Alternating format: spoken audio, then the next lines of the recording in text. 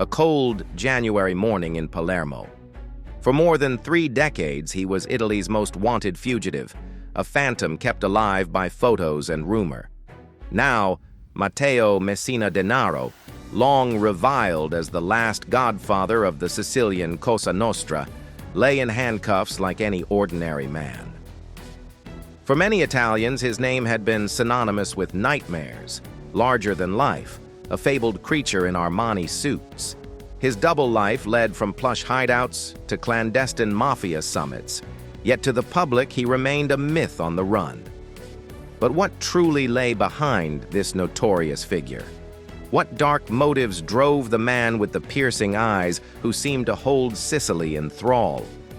Was it chance or fate that this scion of the underworld ended up on a hospital gurney rather than being carried in chairs of gold?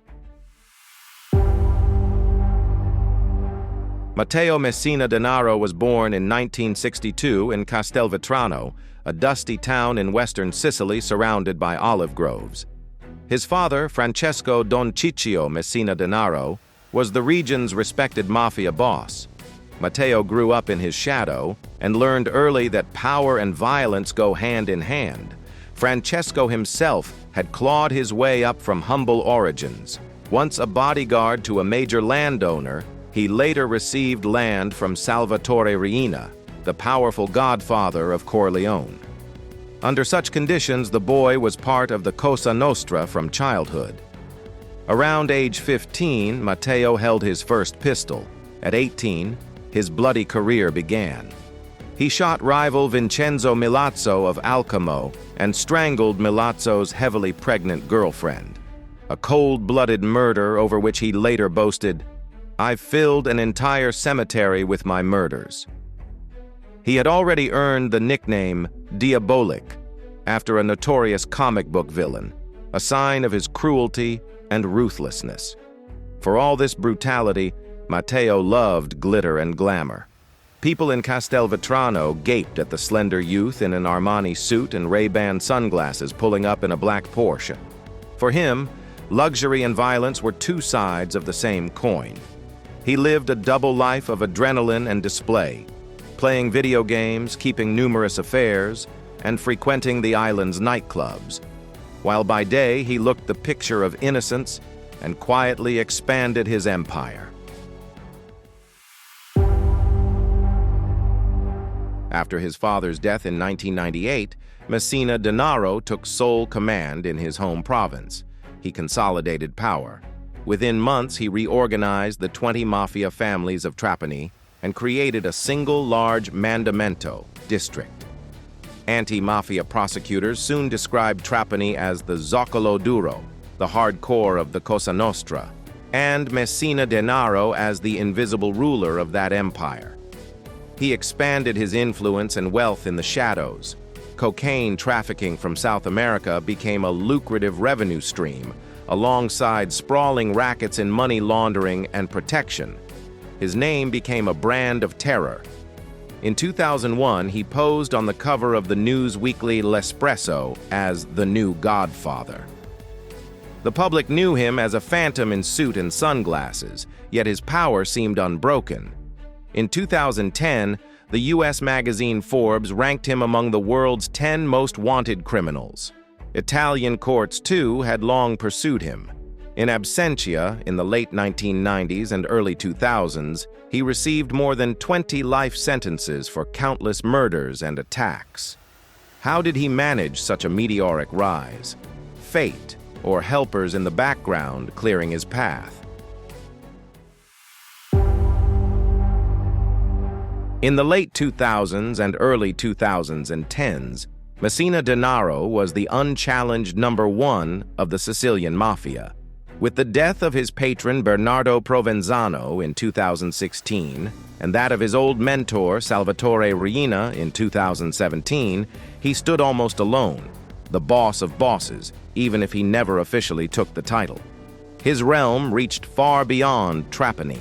Investigators found traces of a global network, from cocaine shipments out of South America to deals with Calabrian and 'Ndrangheta clans. There were reports of connections in Belgium and Germany as well.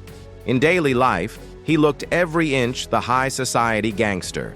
Bespoke suits, luxury watches, fast sports cars. At the same time, he ran his criminal empire from the shadows, communicating by handwritten notes, pizzini, enforcing loyalty through fear. He would later boast that he had shed enough blood to fill an entire cemetery. The aura made him nearly untouchable. Beneath the designer clothes, however, lay cold-blooded brutality. He is blamed for numerous other murders, among them the killing of the pregnant Antonella Bonomo and the horrific kidnapping of 12-year-old Giuseppe Di Matteo, a stark monument to his mercilessness. For investigators, the hunt lasted decades. Messina Denaro lived as a man of shadows, but his trail never quite went cold. Over time, the Carabinieri gradually dismantled his network. More and more accomplices and contractors were arrested. They traced his contacts and uncovered hidden money flows. Yet the Mafia capo remained unfindable, concealed in Sicily, ever watchful and wary. Then came the turning point in early 2023. Suffering from colorectal cancer, Messina Denaro sought treatment under the alias Dr. Bonafede at a private clinic in Palermo. On the 16th of January, the manhunt came to a head. Armed carabinieri stormed the hospital and cuffed the 60-year-old. Before the shocked public, he was led away, wearing a brown coat and a wool cap. Days earlier, he had seemed an unremarkable patient. Now the phantom was defeated. Was it chance? Or had fate decided otherwise? After his arrest, Messina Denaro traded freedom for life behind bars. He was transferred to the high-security prison in Rossano, Calabria, and eventually, due to his health, to the prison hospital in L'Aquila. The once supreme boss fought at first, but time worked against him. Advanced cancer allows no miracles. On the 25th of September 2023, Messina Denaro's odyssey ended. He died in L'Aquila at the age of 61 from the consequences of his illness. His last journey passed without pomp.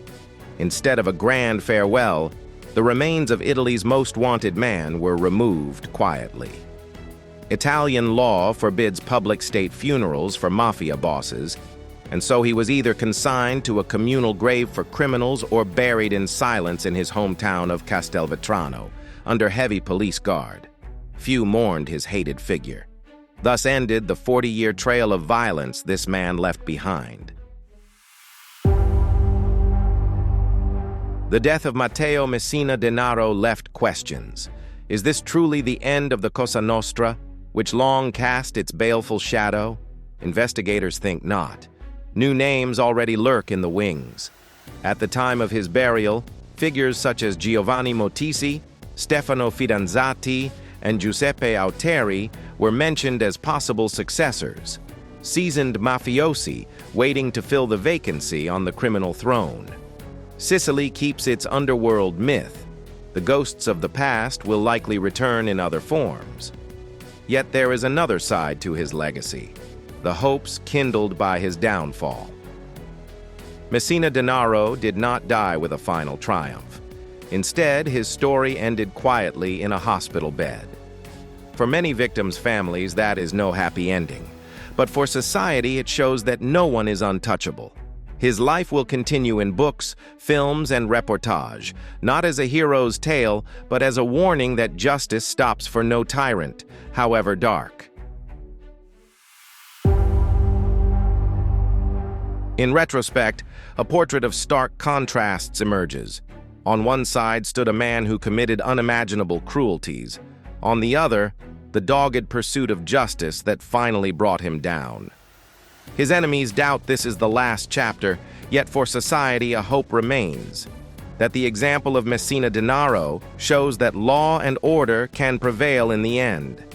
Even from the darkest chapters of Mafia history, something positive can emerge.